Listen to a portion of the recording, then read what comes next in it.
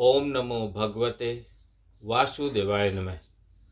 नमस्कार, मैं ज्योतिषाचार्य वरुण प्रकाश ज्योतिष के आज के इस विशेष कार्यक्रम में आप सभी सनातन परिवार से जुड़े हुए सभी लोगों का, सभी श्रोताओं का स्वागत करता हूं।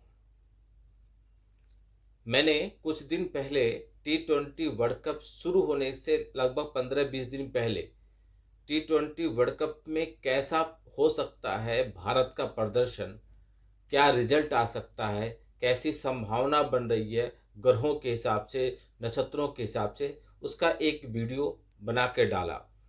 तो सोशल मीडिया के सभी प्लेटफॉर्म पर जहाँ पर भी मैं हूँ, मैं हर जगह हूँ, यूट्यूब पर, फेसबुक पर, इंस्टाग्राम पर और ट्विटर पर, हर जगह से लोगों का मतलब अनगिनत रिक्वेस्ट आया है। और मैं अपना डायरेक्ट जो मोबाइल नंबर है वह भी कभी हाइड करके नहीं रखता।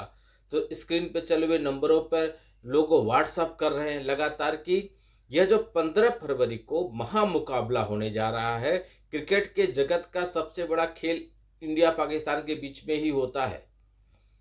आपने देखा था कि पाकिस्तान ने बीच में बोला हम बगावत करेंगे, नहीं खेलेंगे, लेकिन फिर भी उनको मानना पड़ा इस बात के लिए, क्योंकि सभी कुछ मतलब जितना खेल में पैसा आना है, चाहे ब्रॉडकास्ट की वजह से, चाहे ब्रॉडकास्ट की वजह से, चाहे एडवर्टाइजमेंट की वजह से, कहीं से भी सबसे ज़्यादा रेवेन्यू वहीं से जमा होता है। तो वह दोनों देशों के लिए मना कर पाना और आईसीसी इंटरनेशनल टूर्नामेंट के लिए थोड़ा मुश्किल हो जाता है। बाय द वे, मेरा विषय यह नहीं है। तो रिक्वेस्ट कई आया कि आप 15 फरवरी को जो महामुकाबला इंडिया और पाकिस्तान के बीच में हो रहा है, इसके विषय पे बताइए, क्या लग रहा है, कैसा स्थिति बन रहा है, कौन जीतेगा। तो मैंने अध्ययन किया और आपके निवेदन पर मैं यह वीडियो दे रहा हूँ। लेकिन आपके निवेदन पर वीडियो दे रहा हूँ तो मेरे निवेदन पर कृपया लाइक कीजिएगा, सब्सक्राइब कीजिएगा। जिस खिलाड़ी के बारे में आप विशेष तौर पर जानना चाहते हैं उसके बारे में लिखिए। मैं व्यक्तिगत तौर पे आपसे मैं उसके बारे में आपको फेसबुक पे डीएम करूंगा या ट्विटर पे आपका यूट्यूब पे डीएम जरूर करूंगा, जरूर रिप्लाई करूंगा। और आपकी फेवरेट टीम कौन है वह भी जरूर बताइएगा।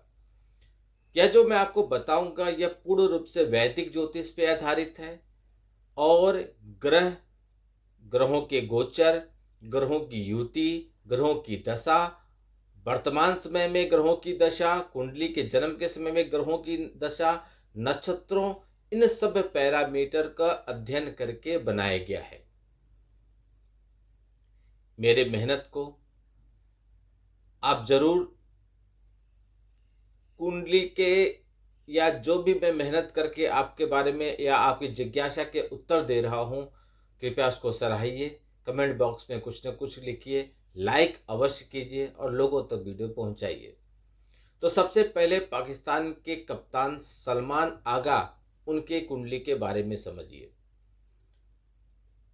पाकिस्तान के कप्तान की कुंडली मीन लग्न की है और लग्न में चंद्रमा है, तीसरे भाव में केतु है, अष्टम भाव में लग्नेश स्वयं के राशि में है, शुक्र और बुध के साथ बैठे हुए हैं, नवम भाव में मंगल स्वराशि में है, सूर्य और राहु के साथ है, 12वें भाव में शनि विराजमान है।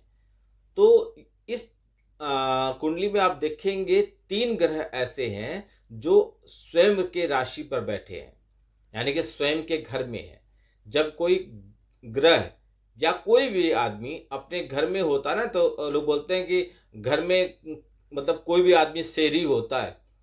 तो जब 3 ग्रह अपने स्वयं के राशि में बैठे हैं तो ऐसे का प्रभाव तो रहेगा ही। लेकिन एक चीज इसमें गड़बड़ है, लग्नेश का अष्टम भाव में जाना यह ठीक नहीं होता है कुंडली के हिसाब से। जो कुंडली उनके जन्म के समय है उसके हिसाब से यह बता रहा है कि यह अपने देश से बाहर निकलकर जो भी कुछ करेंगे उसमें अच्छा करेंगे। कुंडली यह भी बता रही है कि भविष्य में यह राजनीति में आएंगे ही आएंगे, मैं इसकी गारंटी लेता हूं। यह पाकिस्तान के चुनाव में, पाकिस्तान की राजनीति में, यह भविष्य में आएंगे ही आएंगे। बुध की महादशा और गुरु की अंतरदशा इनके साथ चल रही है। दशा का संबंध केंद्र और अष्टम भाव पे पड़ रहा है। जो बुध की महादशा चल रही है और गुरु की अंतरदशा, इसका सीधा प्रभाव इनके लग्न केंद्र पर और अष्टम भाव पे पड़ रहा है।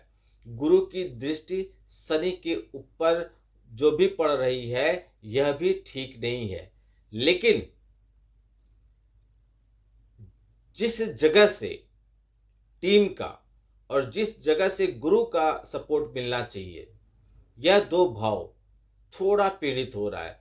तो व्यक्तिगत रूप से यह अपना प्रदर्शन तो अच्छा करेंगे, इसमें कोई संदेह नहीं है। लेकिन टीम के रूप में जब आएगी कि सारे टीम का, और इसमें कोच की भी कुंडली का प्रदर्शन होता है, पाकिस्तान की कुंडली का भी इसमें गणना होता है, इस सब का समावेश करके देखेंगे ना, तो थोड़े से कमजोर स्थिति बन रही है इनकी कुंडली में। क्योंकि वर्तमान समय में जो इनके कुंडली में ग्रहों की स्थिति है, ये तो जन्म के समय था, तो जो वर्तमान समय ग्रहों की स्थिति बन रही है, उसमें लग्न में शनि चंद्रमा का गोचर हो रहा है, चतुर्थ भाव में गुरु का गोचर, छठे भाव में केतु का गोचर, 10वें भाव में मंगल का गोचर, 12वें भाव में शुक्र सूर्य और शनि का गोचर। मतलब यह ऐसा स्थिति बनेगी इस मैच में कि ये कंफ्यूजन की स्थिति में रहेंगे। फैसला लें कि न लें, ऐसा करें तो अच्छा हो जाएगा, ऐसा करें तो न अच्छा हो, इस बॉलर को बॉलिंग करा दे तो विकेट मिल सकता है, नहीं इससे करा दे तो ज़्यादा अच्छा रहेगा, रन रेट कम हो जाएगा। मतलब कंफ्यूज रहेंगे कई मामलों में आप देखेंगे। और कुछ जगहों पे ओवर कॉन्फिडेंस पे रहेंगे, नहीं कोई बात नहीं, ये बॉलर पिटा गया, हम दोबारा ओवर कराएंगे। मतलब ओवर कॉन्फिडेंस रहेंगे, अति आत्मविश्वास की वजह से इनका चीजें रहेंगी। टीम का, मैं दोबारा कर रहा हूं, टीम का भाव जो होता है कुंडली में और गुरु का भाव यानी कि जो कोच का भाव होता है, यह इनका थोड़ी पीड़ित हो रहा है। कुंडली के जन्म के समय ग्रहों की स्थिति के हिसाब से भी, और वर्तमान समय में जिस दिन मैच होगा उस दिन के समय में ग्रहों की गोचर के हिसाब से भी। अब क्या होगा परिणाम, इसके एक पक्ष हो गया, दूसरा पक्ष सुनेंगे नहीं तब तक आप फैसला कैसा लेंगे। तो दूसरा पक्ष है इंडिया, भारत की टीम के सूर्य कुमार यादव कप्तान की टीम। तो इनकी कुंडली का आप देखेंगे, इनकी कुंडली वृश्चिक लग्न की है और लग्नेश सप्तम भाव में है, दूसरे भाव में शनि वक्री है, तीसरे भाव में राहु और अष्टम भाव में चंद्रमा है, नवम भाव में उच्च के गुरु बैठे हैं। उच्च के गुरु का मतलब आप समझिए, बहुत बड़ी बात होती है। 10वें भाव के स्वामी, जो 10वें भाव में जो उनके स्वामी हैं सूर्य, और उनके साथ बुध बैठे हैं, यानी कि सूर्य बुध आदित्य योग भी बन रहा है। और आपको मालूम होगा कि मैं कई बार बता चुका हूं, अंक ज्योतिष के हिसाब से 2026 सूर्य का वर्ष है, उनके नाम में सूर्य है, वर्ष सूर्य का है, और उनके सूर्य उच्च के बैठे हुए हैं अपने घर में और बुध के साथ बैठे हैं, सूर्य बुध आदित्य योग बना रहे हैं। अब इन सब चीजों का आप सोचिए कि सूर्य एक साक्षात देवता जो आपको दिखते हैं, बाकी 9 ग्रह आपको आसानी से नहीं दिखते, लेकिन सूर्य तो आपको दिखते हैं। तो जो दिखते हैं, बताइए, जो आपको दर्शन दे रहे हैं भगवान, उनसे आशीर्वाद लेना कितना आसान है। लोग तपस्या करते हैं कि भगवान का दर्शन हो जाए, दर्शन हो जाए, हम उनसे वरदान मांग लें, और ये तो साक्षात दर्शन दे ही रहे हैं आपको। तो इनसे वरदान मिलना और आसान है। और बहुत अच्छी बात है कि ग्रहों की स्थिति भी ऐसी बन रही है, इनका मान सम्मान बढ़ेगा। सूर्य मान सम्मान जरूर बढ़ाते हैं, पराक्रम इनका बढ़ेगा, सफलता इनके मिलने का प्रदर्शन बढ़ जाएगा। क्योंकि आप देखेंगे इनके समय में, जो वर्तमान समय में ग्रहों का गोचर चल रहा है, और कुंडली में इनका बुध की महादशा चल रही है, राहु की अंतरदशा चल रही है, और सूर्य और बुध एक साथ सूर्य बुधादित्य योग बना रहे हैं, बुध सूर्य के साथ बैठे हैं वर्तमान समय में और उनके जन्म के समय कुंडली में। तो यह सब एक निष्कर्ष ऐसा निकलता है, मैं आपको और डीपली बताऊंगा तो आप बोर होने लगेंगे, आप कहेंगे हमको रिजल्ट बताइए, मेन चीज बताइए। तो अगर तुलनात्मक दृष्टिकोण से देखें दोनों टीम के कुंडली, और दोनों टीम को लीड कौन कर रहा है, कप्तान, तो कप्तान की कुंडली बहुत इंपॉर्टेंट है कि कप्तान की कुंडली के नीचे सारे खिलाड़ियों की कुंडली आती है। तो जो कप्तान की कुंडली में जो स्थिति बन रही है वह इस समय और जिस समय मैच होगा यानी कि 15 फरवरी को शाम को 7 बजे सूर्य कुमार यादव की कुंडली ज्यादा मजबूत दिख रही है। ग्रहों की स्थिति ज्यादा मजबूत दिख रही है। भारत का प्रदर्शन 95% अच्छा रहेगा। भारत ही विजयी होगा। जाइए मैं डायरेक्ट कह दे रहा हूं 15 फरवरी के मैच में, डिप्लोमेटिक आंसर नहीं दे रहा हूं, सीधे मैं बता रहा हूं 15 फरवरी के मैच में भारत के विजयी होने की ग्रहों और नक्षत्रों और दशाओं के हिसाब से सूर्य कुमार कुंडली और सलमान आगा की कुंडली में कंपेयर करने के हिसाब से ऐसा ज्योतिष गणना के हिसाब से निकल के आ रहा है कि भारत ही विजयी होगा। रही सवाल टास्क के समय आप देखेंगे भारत का जो 7 बजे से पहले का टास्क हो जाएगा। इस समय ग्रहों की दशा भारत को सपोर्ट नहीं करेगी तो टास्क शायद भारत हार जाए। अब आपके मन में एक और सवाल आता होगा कि 11-11 खिलाड़ी दोनों टीम से खेलते हैं तो किन खिलाड़ियों का दोनों तरफ से प्रदर्शन अच्छा रहेगा। तो सबसे पहले मैं बताऊं जो सलमान आगा है खुद का, क्योंकि उनका व्यक्तिगत रूप से कुंडली अच्छा है।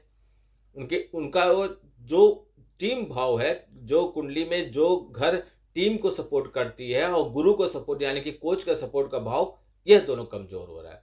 तो सलमान आगा का खुद या नसीम शाह और अयूब, ये 3 खिलाड़ी पाकिस्तान के अच्छे प्रदर्शन करेंगे बाकी सभी के तुलना में। अगर भारत की तरफ से बात किया जाए तो इनकी संख्या ज्यादा है। अभिषेक शर्मा, ईशांत किशन, शिवम दुबे, सूर्य कुमार यादव स्वयं और बुमराह और कुलदीप यादव, इतने खिलाड़ी आउट ऑफ 11 में टीम के सूर्य कुमार यादव के ग्रहों की स्थिति के हिसाब से सपोर्ट करेंगे तो इनका प्रदर्शन अच्छा रहेगा। मैच शुरू होने के समय से आप समझिए 9:30 बजे तक भारत का पूरा कंट्रोल मैच में रहेगा। आधे घंटे का बीच में एक ऐसा पीरियड आएगा 9:30 बजे से 10 बजे तक का समय जो रहेगा, इसमें थोड़ा पाकिस्तान का बेहतर रहेगा इंडिया के तुलना में। लेकिन कुल मिलाकर रिजल्ट भारत के ही पक्ष में आएगा। भारत का दबदबा मैच में ज्यादातर समय है, आपको मैंने बताया ही। उसके बाद के समय भी भारत का प्रदर्शन दबदबा अच्छा रहेगा।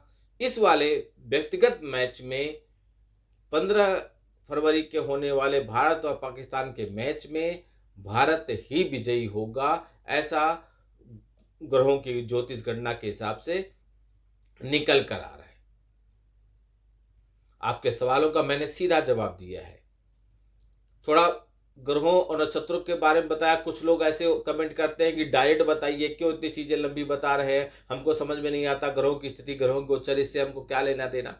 तो मैंने थोड़ा बताया और थोड़ा मैंने, जिससे कि उनके लिए भी अच्छा हो कि जो बोलते किस आधार पे बताए। सारांश में मैंने बता दिया ग्रहों की स्थिति दोनों कप्तानों के और क्या रिजल्ट आएगा, यह भी मैंने क्लियर बताया। बस आपसे निवेदन है कि आप यह वीडियो बहुत लोग तक पहुंचाइए, जिससे सारे लोग समझ जाएं, जान जाएं ज्योतिष गणनाओं के बारे। जिस तरीके से यह चीज बताया जा सकता, ऐसे आपके बारे में भी बताया जा सकता है।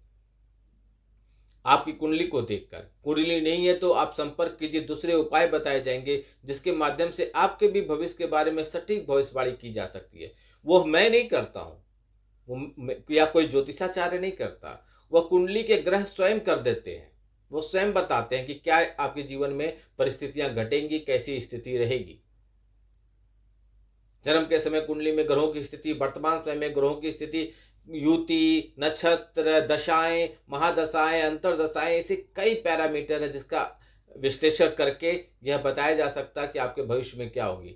अब इतने चीजों का विश्लेषण करना पड़ता है तो थोड़ा शुल्क हम लेते हैं। तो बहुत लोग कहते हैं मैं बहुत छोटा शुल्क लेता हूं, उसमें भी बहुत लोगों को तकलीफ होती है, कहते हैं बहुत ज्यादा है। जबकि ऐसे बड़े बड़े ज्योतिषाचार्य हैं जो एक प्रिडिक्शन देने के लिए 2500-50 हजार चार्ज करते हैं। एक मुलाकात करने का फीस लेते हैं, फीस जमा करने के बाद ही मुलाकात होगी। बात करने के लिए तो उनके असिस्टेंट फ़ोन कर उठाते हैं, वो तो डायरेक्ट फ़ोन नहीं उठाते। लेकिन आपको यहाँ पे किसी भी तरीके का कोई प्रतिबंध नहीं है, क्योंकि मैं जानता हूँ आप परेशान हैं, आपके सवालों का उत्तर आपको चाहिए, उसमें भी आपको बहुत लंबा समय इंतजार कराया जाए, आपके चीज़ों को आपको नुकसान पहुँचाया जाए, आपसे ज़्यादा धन की कामना किया जाए और आपको सही उपाय न बताया जाए, तो आपका लाभ कैसे होगा? और ऐसे में क्या होगा, जब आपको अधिक पैसा देना पड़ता है और आपको रिजल्ट नहीं मिलता, तो आप ठगे से महसूस करते हैं और आपका ज्योतिष से या हमारे इस धर्म से या हमारे सनातन से हल्का हल्का विश्वास डगमग होने लगता है, आप ठगे ठगे से महसूस करते हैं। तो हमारे यहाँ ऐसा कुछ नहीं है, बहुत छोटा सा फीस शुल्क लेते हैं, 5,000 भी नहीं लेते हम। अब क्या बताऊं आपको। और डायरेक्ट बात होती है आपकी। हाँ, व्हाट्सएप पे जो रिप्लाई आती है वह हमारे असिस्टेंट लोग करते हैं, लेकिन आप बात डायरेक्ट कर सकते हैं। मैंने कुछ भी आपको ऐसा नहीं रखा कि मुलाकात करने से पहले आपको रजिस्ट्रेशन कराना है, तो असिस्टेंट से मिलना है, वेटिंग में बैठना है, कुछ नहीं। सरल और साधारण और इजी तरीके से, साधारण तरीके से आप हमसे संपर्क कर सकते हैं। मिलना चाहे तो मिल भी सकते हैं। मेरा निवास लखनऊ में है, आप कभी भी मिल सकते हैं। निवेदन करूंगा ये वीडियो बहुत लोग तक पहुंचाइए, अपने बारे में भी जानिए, समझिए, संपर्क कीजिए। किस टीम को आप सपोर्ट कर रहे हैं इसके बारे में बताइए, और आप आने वाले समय में किस प्लेयर के बारे में जानना चाहते हैं वह भी लिखिए। उस प्लेयर के बारे में व्यक्तिगत तौर पे मैं आपको बताऊंगा कैसा प्रदर्शन होगा इस मैच में और आने वाले सभी मैच में, पूरे टूर्नामेंट में। 2026 में पश्चिम बंगाल, असम, तमिलनाडु और केरल पांडुचेरी में चुनाव है। पश्चिम बंगाल के चुनाव में क्या हो सकता है उसके बारे में मैंने वीडियो आपको बना के दिया है, आप देख सकते हैं। अगला वीडियो पश्चिम बंगाल के बारे में तब आएगा जब चुनाव आयोग पश्चिम बंगाल के लिए डेट क्लियर कर देगा। मैं अभी रिसर्च कर रहा हूँ उत्तर प्रदेश में मुख्यमंत्री योगी आदित्यनाथ के ग्रहों की स्थिति के बारे में, कि अगले वर्ष उनका चुनाव यूपी में होने वाला है, तो उनके लीड में कैसा होगा बीजेपी का प्रदर्शन, और केंद्र में नरेंद्र मोदी जी के बाद कौन दिख रहा है वहां पे बैठने के लिए। इन सब चीजों पे मेरा अध्ययन चल रहा है, 1-2 दिन में आपको इसका भी वीडियो मिल जाएगा। पश्चिम बंगाल चुनाव का डेट आएगा तब एक वीडियो और आएगा। असम, तमिलनाडु, केरल और पांडिचेरी में क्रम से आपको वीडियो मिलते रहेंगे। आप सहयोग करते रहिए, वीडियो को पहुंचाइए, लाइक कीजिए। सनातन को पहुंचाने के लिए एक सनातन ही समझ सकता है, और मैं अपने धर्म और अपने धर्म को बढ़ाने के लिए, अपने धर्म की ज्ञान को बढ़ाने के लिए प्रयास कर रहा हूं। यदि यह सार्थक है तो आप लाइक करके हमको अपना स्वीकृति दीजिए। आपका दिन अच्छा हो, भगवान भोलेनाथ का आशीर्वाद आप पे बना रहे। नमस्कार, जय श्री राम।